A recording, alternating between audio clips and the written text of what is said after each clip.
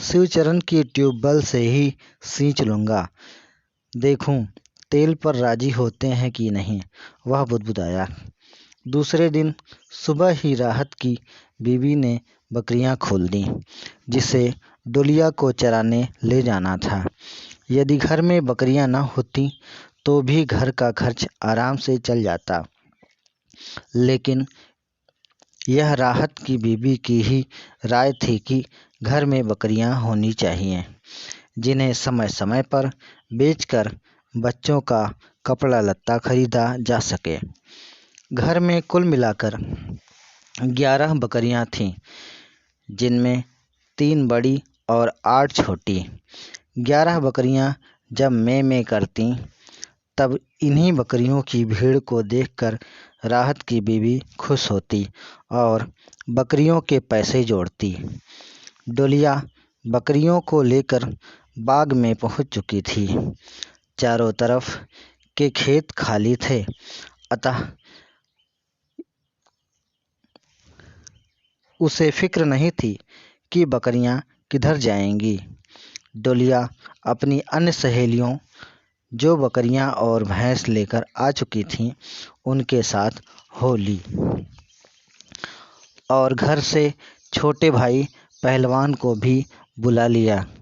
बागों में उसे मस्करी करना अच्छा लगता था, इसीलिए उसने बकरियों के पीछे पहलवान को लगा दिया और अपना चली गई ओका बोका खेलने। इधर राहत सुबह ही हैदर को लेकर खेत को निकल चुका था। घर बचे राहत की बीवी और 2 छोटे छोटे बच्चे। नसीम तो गांव में गोली खेलने चला गया था। राहत भी अजीब आदमी था। क्या ज़रूरत थी उसे अधिया पर खेत लेने की, और क्या ज़रूरत थी घर में बकरियां रखने की। वह चाहता तो उधार बाढ़ी लेकर कोई छोटी मोटी दुकान कर सकता था, बच्चों की अच्छी परवरिश कर सकता था, कम खाता कम बचाता, पर कम से कम इज्जत की ज़िंदगी तो जीता।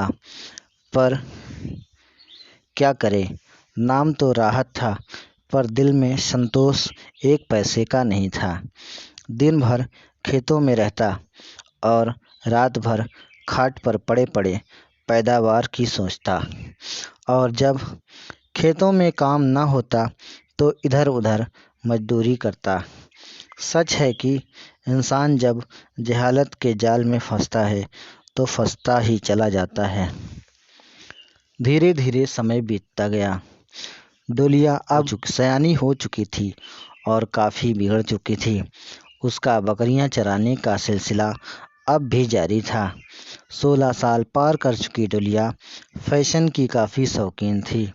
वह कक्षा 9 में पढ़ रही थी। डोलिया रोज़ पढ़ने जाती, एक दिन भी नागा न होता। पढ़ने में उसका जरा भी मन न लगता। घर में किताब तक न उठाती। शायद स्कूल में मार भी खाती थी।